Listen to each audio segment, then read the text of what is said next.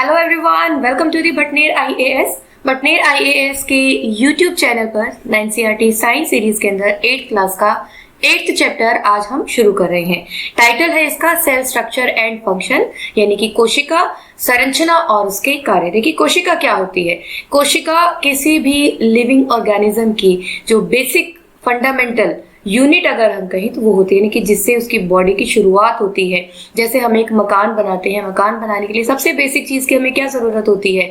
जगह के बाद में हमें ब्रिक्स की, ईंटों की जरूरत होती है, और एक के ऊपर एक ईंट रख के स्टक करके हम क्या करते हैं, पूरा का पूरा जो है ढांचा हम खड़ा कर लेते हैं। तो वही ब्रिक की तरह ही हमारी जो सेल है, कोशिका है, वो काम करती है और हमारी पूरी बॉडी को बना देती है। So in this chapter we will read about the organisation of living being, structure of a cell and its parts, and in later classes we will discuss about the components of cell in different organisms. So let's start our chapter. सबसे पहले अगर हम cell की definition की बात करें, a cell is the smallest unit of life that can replicate independently. Replicate मतलब जो अपने जैसी ही और संख्या में बढ़ोतरी कर सकती है independently.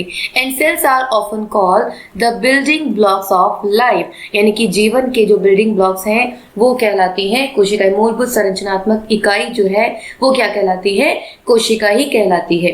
ठीक है, तो यहाँ पर क्या हिंदी में लिखना पड़ेगा मुझे? बिल्डिंग ब्लॉक क्या आप लिख लें? मूलभूत संरचनात्मक इकाई। ठीक है, ये इकाई जो अपने आप को रेप्लिकेट कर सकती है, अपने आप को डबल कर सकती है, ट्रिपल कर सकती है, संख्या में बढ़ा सकती है इंडिपेंडेंटली। तो ये जो सेल है इसकी खोज किसने की? जो डिस्कवरी है, कैसे पता लगा कि ये सेल है? तो once scientist Robert Hooke was doing his work on the कॉक। जो कॉक होता है, कॉक क्या होता है? कॉक होता है जो किसी पेड़ की छाल होती है, बाक होता है उसको। ये देखिए यहाँ पर मेंशन है, कॉक is a part of the bark of a tree. तो किसी पेड़ की बाक के कॉक की वो स्टडी कर रहे थे, और जब उन्होंने उसको स्टडी किया, किसने? रॉबर्ट हुक ने। जब रॉबर्ट हुक ने इसको स्टडी किया तो उन्होंने ऑब्जर्व किया कि उसमें कुछ बॉक्स जैसी स्ट्रक्चर्स थी, कुछ इस तरह की जो है स्ट्रक्चर्स उसमें बनी हुई थी। ठीक है, ये बॉक्सेस जैसी स्ट्रक्चर, हालांकि ये जो कॉक था, इसके जो सेल्स की स्टडी कर रही थी, कैसी थी? डेड सेल्स थी।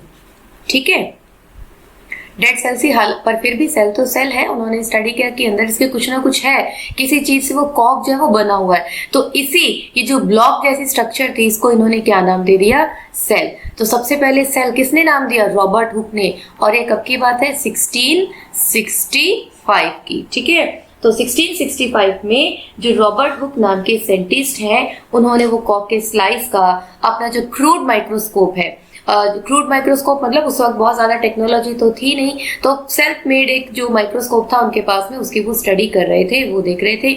और वहीं उन्होंने कॉक के सेल में बॉक्सेस को देखा, कुछ बॉक्स लाइक स्ट्रक्चर्स को देखा, और इस बॉक्स लाइक स्ट्रक्चर को ही उन्होंने जो हनी कॉम होता है, यानी कि जो मधुमक्खी का छत्ता जो होता है, उससे इसको कंपेयर किया। और जैसे उस मधुमक्खी के छत्ते के अंदर होल्स बने होते हैं, बॉक्स जैसा एक पैटर्न बना होता है, तो उसी पैटर्न के अकॉर्डिंग यहाँ पर भी जो है एक ये पैटर्न बना हुआ था, और इसी पैटर्न को जो एक बॉक्स था उन्होंने क्या कह दिया? सेल कहा। ठीक है, तो उन्होंने बताया कि जो सेल है वो क्या है? बेसिक फंडामेंटल जो यूनिट है वो है। और उनकी डिस्कवरी के बाद भी बहुत सालों बाद तक भी बहुत कम जानकारी जो इसकी हो पाई थी। ठीक है, लगभग 150 सालों तक कोई डिस्कवरी, कोई नई रिसर्च नहीं कर पाए, बहुत ही कम जानकारी जिसके बारे में।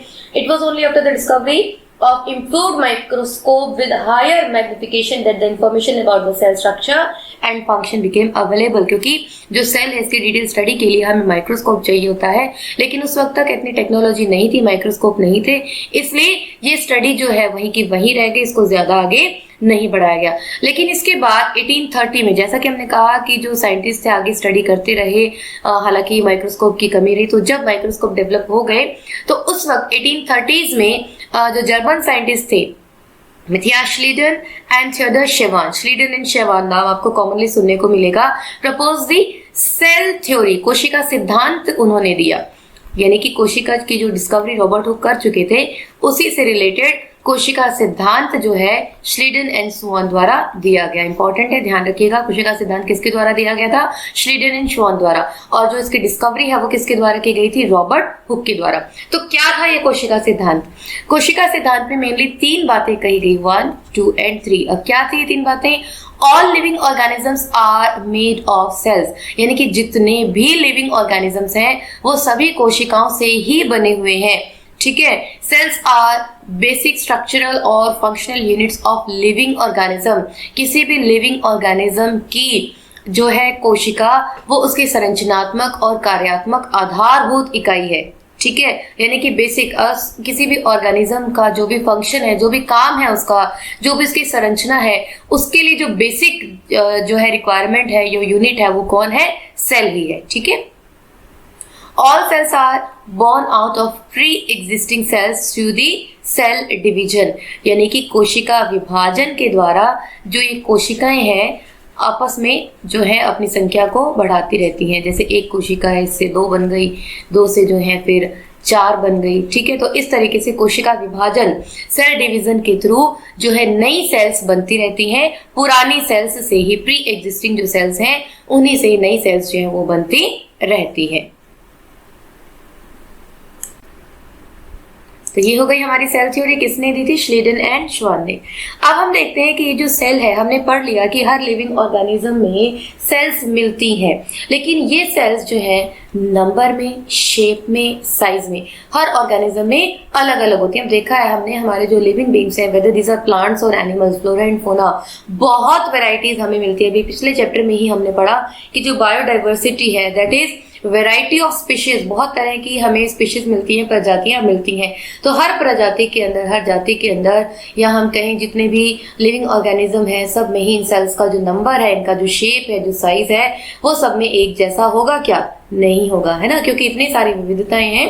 तो सेल जो बेसिक स्ट्रक्चर है, बेसिक यूनिट है, स्ट्रक्चरल और फंक्शनल, तो उसमें भी डिफरेंस होना लाजमी है। तो अब हम बात करते हैं सेल नंबर की सबसे पहले। ठीक है। सेल नंबर के बेस पर अगर हम बात करें तो हमने पहले ही पढ़ा है 2 तरह के ऑर्गेनिज्म हमने पढ़े हैं। कौन कौन से? Unicellular and multicellular. ठीक है। Uni and multicellular. यूनी मतलब सिंगल, सिंगल सेल, जिसे आप हिंदी में कहते हैं एक। ठीक है। तो एक कोशिकीय। और वहीं जो ये हमारे मल्टी सेल्युलर हो जाएंगे वो कौन से हो जाएंगे? बहुकोशिकीय। तो जिसमें एक ही कोशिका होगी वो क्या कहलाएंगे? हमारे यूनिसेल्युलर, एक कोशिकीय जीव। और जिनमें बहुत सारी कोशिकाएं होंगी वो हमारे क्या कहलाएंगे? बहुकोशिकीय, यानी कि मल्टी सेल्युलर। तो ऐसे ऑर्गेनिज्म जिनमें एक ही कोशिका होती है, जिनकी बॉडी की संरचना या जिनकी बॉडी के जो भी काम है वो सिर्फ एक ही कोशिका से हो जाते हैं, उन जीवों को हम क्या कह देते हैं? यूनिसेल्युलर। जैसे बैक्टीरियाज होते हैं ना, तरह तरह के जो बैक्टीरियाज हैं, जीवाणु हैं, वो क्या है? यूनिसेल्युलर। इसी तरीके से क्लेमाइडोमोनास है, तो ये भी क्या है? हमारा यूनिसेल्युलर। ठीक है। और इसी तरीके से जैसे अमेबा है, पैरामीशियम है, आपको ध्यान होगा ये सब हम जो है हमने माइक्रो ऑर्गेनिज्म का जो चैप्टर पढ़ा था वहां भी हमने ये चीजें डिस्कस की थी। और इसी के साथ हम मल्टी सेल्युलर देखें, यानी कि जिनमें जिन जीवों के अंदर बहुत सारी कोशिकाएं होती हैं, अलग अलग काम के लिए अलग अलग कोशिकाएं होती हैं, सेल स्पेसिफिकेशन पाया जाता है फंक्शन में या स्ट्रक्चर में, तो उन जीवों को हम क्या कह देते हैं? Multi cellular. जैसे तरह तरह के एनिमल्स हैं या ह्यूमन बीइंग है, हम जानते हैं हमारे हर काम के लिए एक अलग ऑर्गन है, और ऑर्गन किससे बना है? टिश्यू से। और टिश्यूज किससे बने हैं? सेल से। यानी कि बहुत सारी कोशिकाएं हैं जो आपस में मिलकर क्या करती हैं? ऑर्गन्स को बनाते हैं और ऑर्गन और पर्टिकुलर काम को करते हैं। ठीक है। तो वो क्या कहलाएंगे? हमारे बहुकोशिकीय जीव। जैसे यहाँ पर एग्जांपल लिख देती हूँ मैं आपके लिए, ह्यूमन बीइंग या एनिमल्स हैं, रेप्टाइल्स हैं, एम्फीबियंस हैं, बर्ड्स हैं, ये सब क्या है? मल्टी सेल्युलर ऑर्गेनिजम्स हैं। ठीक है। तो ये हो गए हमारे मल्टी सेल्युलर ऑर्गेनिजम्स। तो यहाँ पर हम ये भी कह सकते हैं कि जितने बड़े प्लांट्स और एनिमल्स होंगे उतने ही ज्यादा उनमें नंबर ऑफ सेल्स पाए जाएंगे। होगा ये, क्योंकि जितनी बड़ी बॉडी होगी उसको बनाने के लिए उतनी ही ज्यादा सेल्स हमें चाहिए होंगी। The number in fact runs into billions of cells, है ना। तो जो नंबर है सेल्स का वो कहाँ? बिलियंस तक पहुंच जाता है। क्लियर। तो जैसे कि अगर मैं आपको यहाँ पर बताना चाहूँ, 1 अरब में जैसे 100 करोड़ होते हैं तो 1 करोड़ में 100 लाख हो जाएंगे, तो इस हिसाब से आप देख सकते हैं अरबों खरबों में जो है ये संख्या हमारे कोशिकाओं की हो सकती है। क्लियर। तो कैसे हम कह सकते हैं कि जो मल्टी सेल्युलर ऑर्गेनिजम्स हैं इनमें जो सेल की संख्या है वो बिलियंस तक पहुंच सकती है। यहीं पर अगर हम देखें, देखिए जो एक न्यू बॉर्न बेबी होता है, क्या आप अंदाजा लगा सकते हैं कि उसके अंदर कितनी सेल्स होंगी? एक नवजात शिशु के अंदर लगभग 2000 मिलियन सेल्स होती हैं।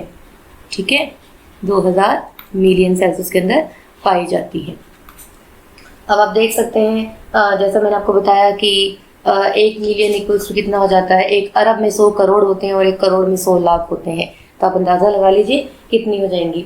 और ये जो सेल नंबर है इंक्रीज होता रहता है, डिवाइड होती रहती है और बढ़ती चली जाती है। जैसे 1 बिलियन इक्वल्स टू 1000 मिलियन, यहाँ पर आपके लिए मैं लिख देती हूँ 1 बिलियन इक्वल्स टू 1000 मिलियन, तो आप अंदाजा लगा लीजिए।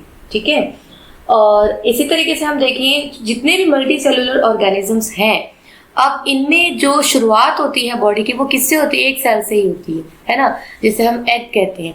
तो एग क्या है? एग अपने आप में एक सेल है और उसी सेल में डिवीजन होने के बाद जो है रेप्लिकेशन होता रहता है सेल्स का, और उनकी संख्या जो है वो बढ़ती चली रहती है और जो है सेल्स वो रिपीटेडली मल्टीप्लाई होती रहती हैं और इस तरीके से जो नंबर है वो इंक्रीज होता रहता है। क्लियर। तो ये हो गई हमारी नंबर ऑफ सेल्स। तो यानी कि सेल नंबर के बेस पर हमने पढ़ा कि यूनिसेल्युलर और मल्टी सेल्युलर 2 तरह के जो हैं ऑर्गेनिजम्स हमें मिलते हैं। यूनिसेल्युलर जिनमें एक ही कोशिका होती है और मल्टी सेल्युलर जिनमें बहुत सारी कोशिकाएं पाई जाती हैं। ठीक है, अब हम बात करते हैं साइज की। साइज के बेस पर अगर हम देखें, है ना,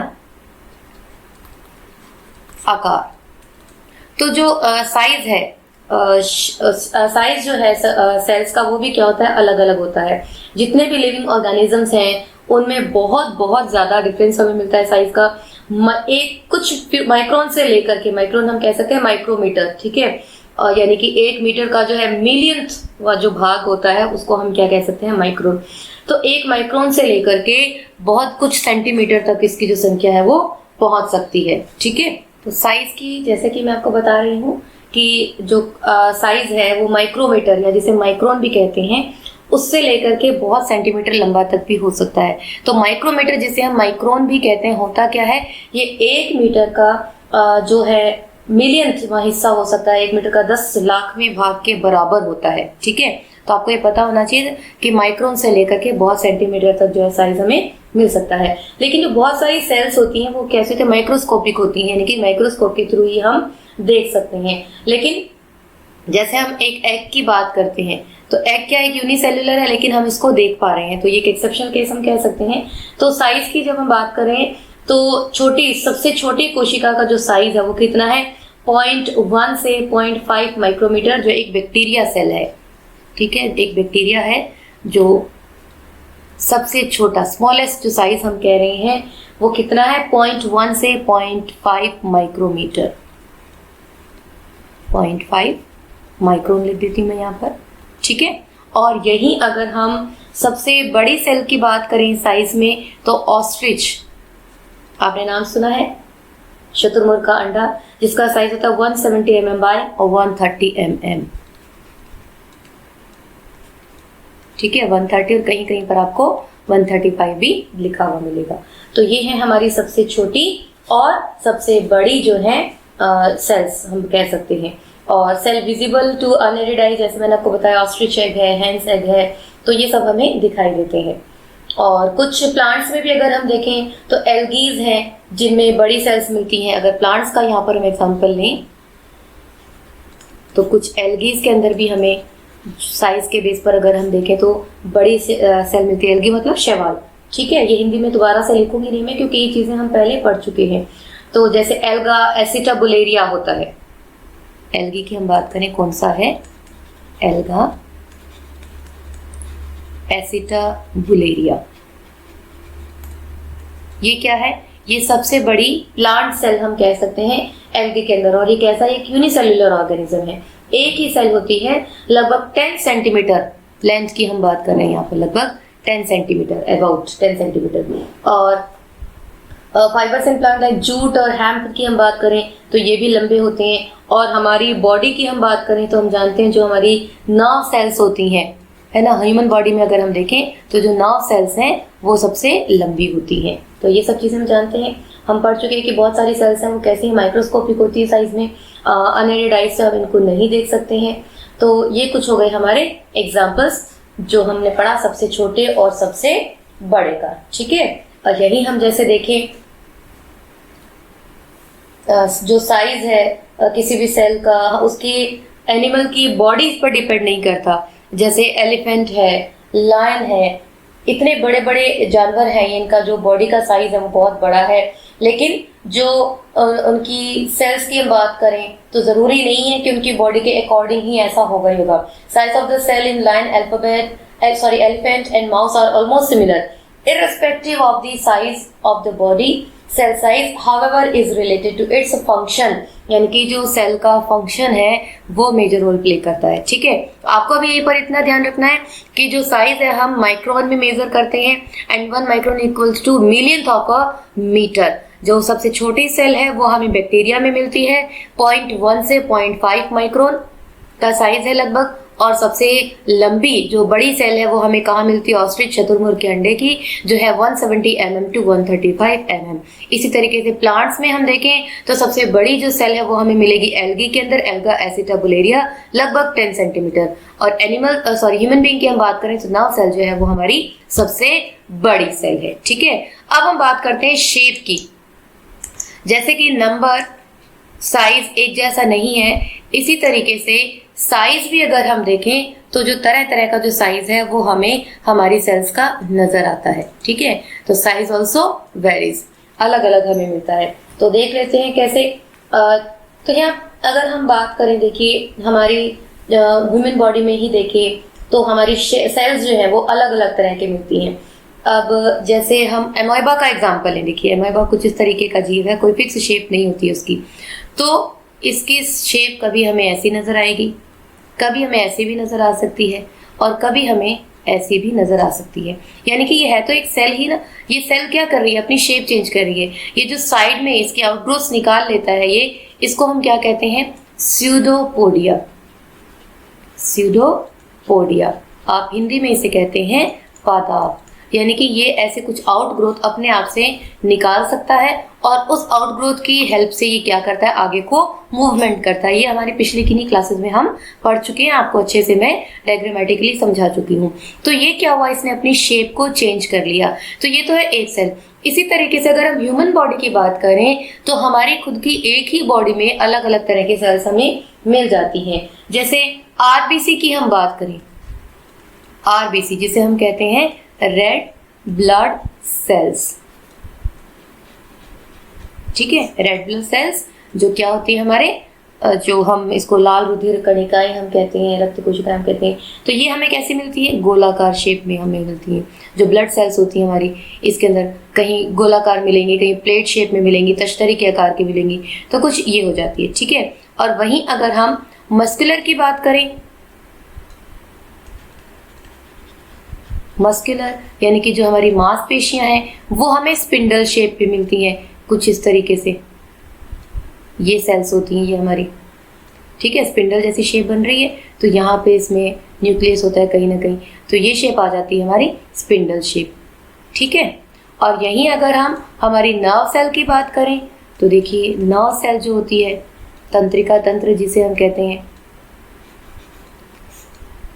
ये हमारी इलोंगेटेड सेल्स होती हैं कुछ इस तरीके से, इलोंगेटेड और डिवाइडेड। और लंबा सा एक जो है हिस्सा जो एक्सोन है वो हमारा निकला हुआ रहता है ना नर्व्स का, ये हो जाता है डेंड्रॉन और ये होता है एक्सोन, जो पतला हिस्सा निकला हुआ रहता है। तो ये ब्रांच्ड हो गई और साथ ही इलोंगेटेड हो गई, ठीक है। तो यहीं पर हमने देख लिया कैसी हमें मिल रही हैं, हमें राउंड भी मिल रही हैं, हमें यहाँ पर ये स्पिंडल शेप की भी मिल रही हैं, यहीं पर हमें ये लॉन्ग ब्रांच भी हमें, शाखित भी हमें नजर आ रही हैं। तो इस तरीके से अलग अलग तरह की जो कोशिकाएं हैं वो हमें मिलती हैं, ठीक है। तो चाहे हम पादप की बात करें, चाहे हम जानवरों की बात करें तो सभी में जो कोशिकाएं हैं वो अलग अलग तरह की हो सकती हैं। तो ये कुछ एग्जांपल हमने यहाँ पर हमारे देखे हैं कि किस तरीके की सेल्स हमें मिल सकती है।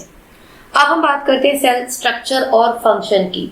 देखिए जो सेल स्ट्रक्चर है और इसका काम क्या है। स्ट्रक्चर तो हमने देख लिया, हम पढ़ते आ रहे हैं कि it is the basic structural and functional unit of life, है ना। लिविंग ऑर्गेनिज्म, किसी भी जीवित किसी भी जीव के संरचनात्मक और कार्यात्मक आधारभूत इकाई क्या है, सेल है। इसका मतलब क्या हुआ कि उसकी जो संरचना बन रही है, जो उसकी बॉडी बन रही है, उसके लिए और उसकी बॉडी जो भी काम कर रही है, जो भी फंक्शन उसकी बॉडी के द्वारा किए जा रहे हैं, उनका जो बेस है वो कौन तैयार कर रहा है, सेल ही कर रही है, कोशिका ही कर रही है। तो उसी कोशिका के बेस पर इसकी संरचना और जो काम है वो डिपेंड करता है। अब देखिए जैसे हमने यूनिसेल्युलर कहा, यूनिसेल्युलर में तो कोई खास फर्क नहीं पड़ेगा, जो एक कोशिकीय जीव हैं उनमें तो क्या होगा, एक कोशिका है, वही कोशिका सांस लेने का काम कर रही है, वही कोशिका डाइजेशन का काम कर रही है, वही रेस्पिरेशन का काम कर रही है, वही रिप्रोडक्शन का भी काम कर रही है ना।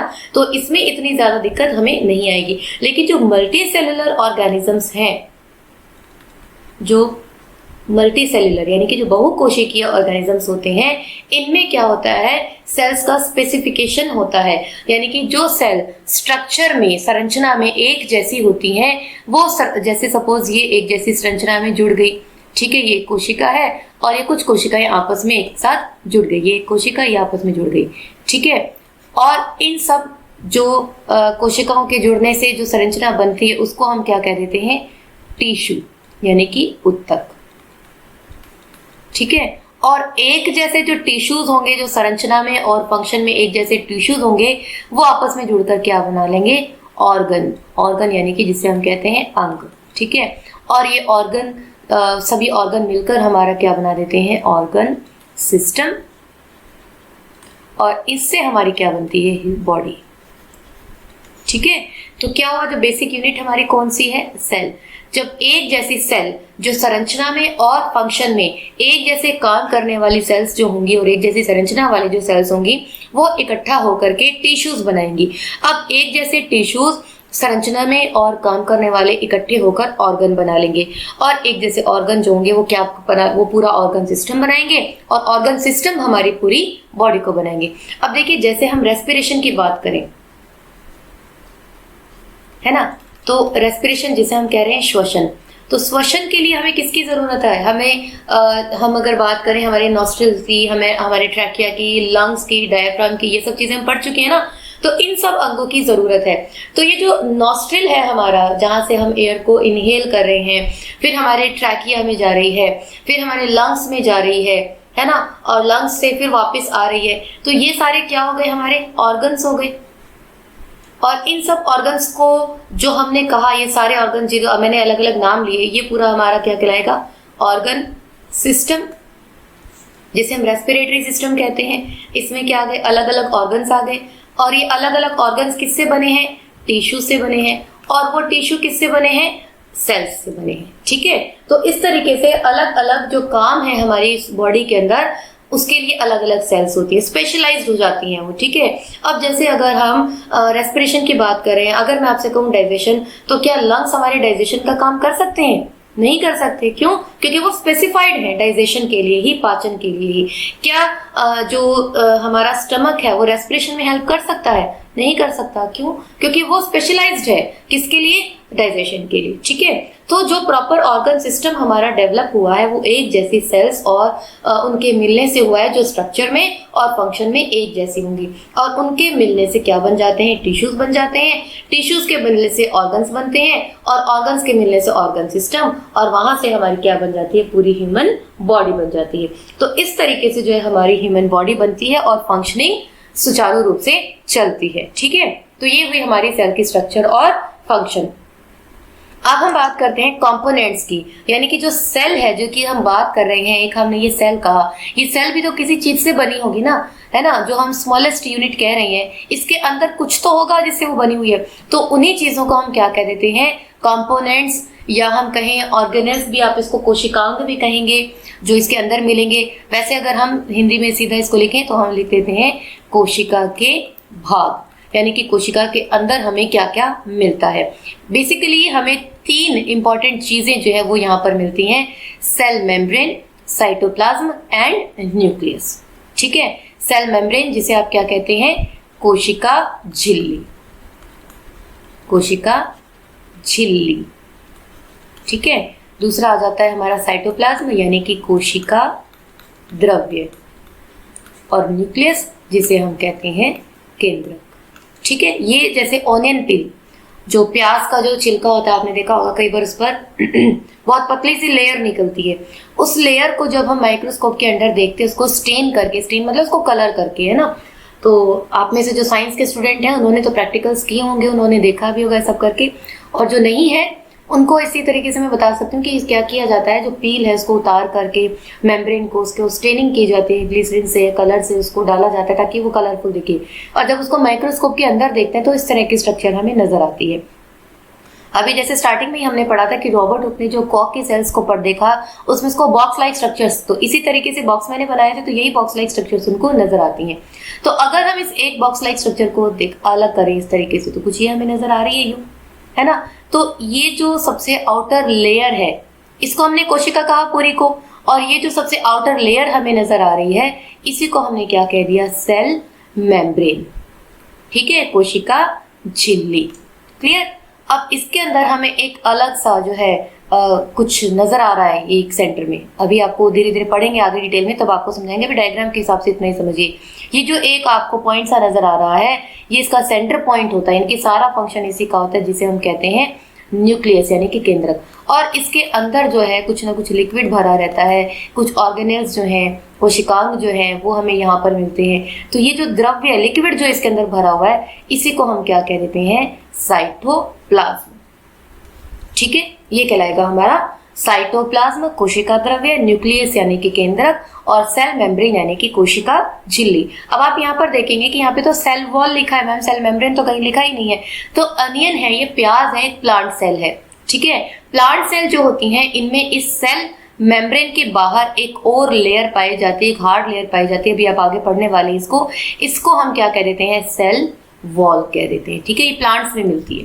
क्लियर। तो चलिए आगे हम डिटेल में इन तीनों कंपोनेंट्स को एक एक करके स्टडी कर लेते हैं। सबसे पहले सेल मेम्ब्रेन की अगर हम बात करें, कोशिका झिल्ली को अगर हम पढ़ें, कोशिका झिल्ली, the outer boundary of cell enclosing nucleus and cytoplasm, जो न्यूक्लियस और साइटोप्लाज्म को जिसने एनक्लोज कर लिया है अपने अंदर, एक बाउंड्री कवरिंग हो गई है, उसी को हम क्या कह रहे हैं, सेल मेम्ब्रेन, या इसी को हम प्लाज्मा मेम्ब्रेन भी कह देंगे। ठीक है, प्लाज्मा मेम्ब्रेन भी यही कहलाएगी, सेल मेम्ब्रेन भी यही कहलाएगी, कोशिका झिल्ली भी यही कहलाएगी। The cell membrane separates a cell and its components from the outside environment, also it separates cell from the another। अब देखिए, अगर मैं आपको पिछली स्लाइड पर ही लेके चलूं, तो यहाँ देखिए, ये जो सेल है, ये मेम्ब्रेन आपको नजर आ रही है, ये वाली, ये है मेम्ब्रेन। अब ये क्या कर रही है, ये एक सेल को दूसरी सेल से अलग करने का काम कर रही है, और साथ ही साथ इस सेल के अंदर का जो मटेरियल है उसको बाहर से रोक रही है, अलग कर रही है ना। और इसके अंदर हमने पढ़ा, ये सारा क्या है, साइटोप्लाज्म, ये क्या है इसके अंदर, न्यूक्लियस। तो साइटोप्लाज्म और न्यूक्लियस को इसने क्या किया हुआ है, एनक्लोज किया हुआ है, अपने अंदर बांधा हुआ है, कवर किया हुआ है। तो यही सारी प्रॉपर्टीज हम पढ़ रहे हैं इसको। सो the cell membrane is porous to specific ions and organic molecules and controls the movement of substances in and out of the cells. Therefore, the cell membrane is selective permeable. अब ये जो cell membrane होती है, ये selective permeable होती है। Selective permeable मतलब, selective permeable मतलब कि ये कुछ सिलेक्टेड पार्टिकल्स को, आयंस को, ऑर्गेनिक मॉलिक्यूल्स को अंदर से बाहर, बाहर से अंदर आने जाने देती है। यानी कि कुछ पार्टिकल्स के, कुछ ऑर्गेनिक मॉलिक्यूल्स का जो मूवमेंट है इस सेल के थ्रू हो सकता है।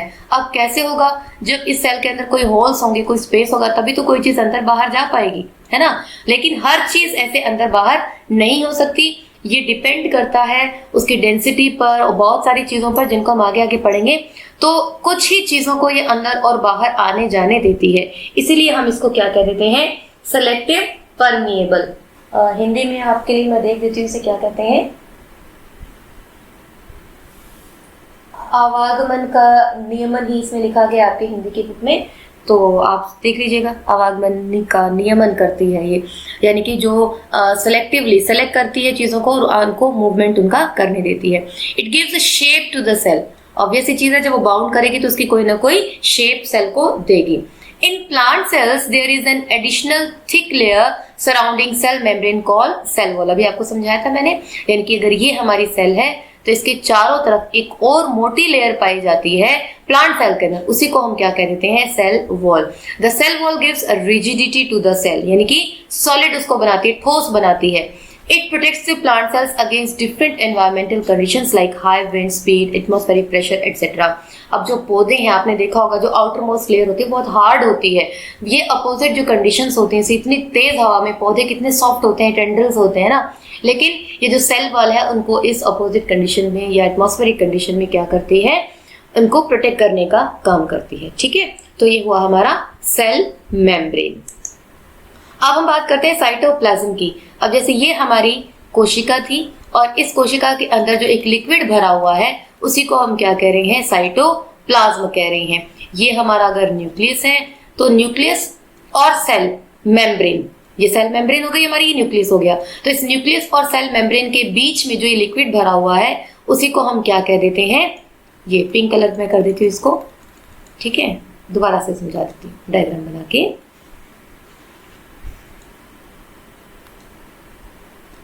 अगर ये हमारी क्या है, सेल मेम्ब्रेन, क्लियर, और ये हम ले लेते हैं हमारा न्यूक्लियस। ठीक है, तो इन दोनों के बीच में जो ये एक लिक्विड भरा हुआ है, ये ब्लू कलर का जो लिक्विड भरा हुआ है, इसी को हम क्या कह देते हैं, साइटोप्लाज्म। ठीक है, अब इस साइटोप्लाज्म के अंदर और बहुत सारी चीजें हमें मिलती है, जैसे प्लांट सेल के अंदर क्लोरोप्लास्ट होगा, माइटोकॉन्ड्रिया होगा, एंडोप्लाज्मिक रेटिकुलम होगी, राइबोसोम्स होंगे, लाइसोसोम्स होंगे, गोल्जी अपरेटस होते हैं, वैक्यूल्स होती हैं, रिक्तिकाएं होती हैं, जिनको हम क्या कहते हैं, ऑर्गेनेल्स कहते हैं। इन सभी चीजों को हम क्या कह देते हैं, ऑर्गेनेल्स, यानी कि कोशिकांग। तो ये जो कोशिका द्रव्य होता है, साइटोप्लाज्म होता है, इसमें बहुत सारे जो कोशिकांग हैं वो इधर उधर फैले हुए होते हैं। तो gel like fluid present between nucleus and cell membrane is known as cytoplasm. Organelles like chloroplast, mitochondria, Golgi apparatus, ribosomes etc. are dispersed in cytoplasm. ये सारे इसमें बिखरे हुए रहते हैं। ठीक है, तो इन कोशिकाओं के बारे में हम इस क्लास में नहीं पढ़ेंगे, आगे की क्लासेस में हमारे आएंगे टॉपिक, तो वहीं हम इनको डिस्कस करेंगे। लेकिन आपको पता होना चाहिए कि ऑर्गेनेल्स यानी कि कोशिकांग होते क्या हैं, जो साइटोप्लाज्म के अंदर डिस्पर्स होते हैं, उन्हीं को हम क्या कहते हैं, ऑर्गेनेल्स कहते हैं। अब आ गया हमारा न्यूक्लियस यानी कि केंद्रक। Spherical in shape and located in the centre of the cell, लगभग सेंटर में होता है। A membrane called nuclear membrane separates nucleus from the cytoplasm. फिर से आपको एक डायग्राम के थ्रू ही मैं यहाँ पर समझाऊंगी। फिर से देखिए, अगर ये हमारी सेल है, ये सेल मेम्ब्रेन हो गई हमारी, ये हमारा न्यूक्लियस है, स्फेरिकल शेप हम कह रहे हैं, कुछ इस तरह की शेप होती है। ठीक, और इसी के बाहर अगर हम देखें तो यहाँ पर हमें एक लेयर मिलती है। ठीक है, जैसे सेल की एक लेयर है, इसी तरीके से इसकी भी एक लेयर होती है। ठीक है, न्यूक्लियस की भी एक लेयर होती है। तो उस लेयर को हम क्या कह देते हैं, ये लेयर क्या कर रही है। अब अगर हम इसको अलग से बना करके देखें, यहाँ पर न्यूक्लियस को मैं एक अलग से निकाल लेती हूँ बाहर, ये न्यूक्लियस है हमारा। ठीक है, और यहाँ पर इसके चारों तरफ जो है हमें ये एक लेयरिंग और हमें मिल रही है। ठीक है, तो ये क्या कर रही है, इसके अंदर हमें क्या मिलेगा, एक लिक्विड और हमें मिलेगा। इसके अंदर भी हमें क्या मिलता है, एक लिक्विड मिलता है। ठीक है, तो ये जो लिक्विड है, अगर मैं यहाँ छोटा सा आपको दिखा दूँ, ये जो लिक्विड है, और सेल के अंदर भी हमने पढ़ा साइटोप्लाज्म है। ठीक है, तो ये हमारा क्या कहलाएगा, न्यूक्लियोप्लाज्म। जो न्यूक्लियस में हमें मिल रहा है उसे हम क्या कहेंगे, न्यूक्लियोप्लाज्म, यानी कि केंद्रक द्रव्य। ठीक है, यहीं पर मैं लिख देती हूँ केंद्रक द्रव्य, न्यूक्लियोप्लाज्म, ध्यान रखिएगा। और जो हमें सेल में मिल रहा था उसको हम क्या कर रहे थे, साइटोप्लाज्म, कोशिका द्रव्य। ठीक है, तो ये जो मेम्ब्रेन है, ये ग्रीन कलर की आपको नजर आ रही है, क्या कर रही है, ये इस न्यूक्लियोप्लाज्म को इस साइटोप्लाज्म से अलग कर रही है ना। तो ये जो मेम्ब्रेन है ये क्या कर रही है, न्यूक्लियोप्लाज्म को साइटोप्लाज्म से अलग कर रही है। तो यही लिखा है यहाँ पर, अ मेम्ब्रेन कॉल्ड न्यूक्लियर मेम्ब्रेन। तो इस मेम्ब्रेन को हमने क्या कहा, ये जो ग्रीन कलर की मेम्ब्रेन है इसको हमने क्या कहा, न्यूक्लियर मेम्ब्रेन। न्यूक्लियर मेम्ब्रेन यानी कि केंद्रक झिल्ली, जैसे वो कोशिका झिल्ली थी, ये क्या हो गई, केंद्रक झिल्ली। ठीक है, और ये क्या कर रही है, न्यूक्लियस को साइटोप्लाज्म से अलग कर रही है। Nucleus is the control centre as it regulates the activities of the cell, यानी कि ये सेंटर होता है, ये सारी फंक्शनिंग जो है उसको कंट्रोल करता है।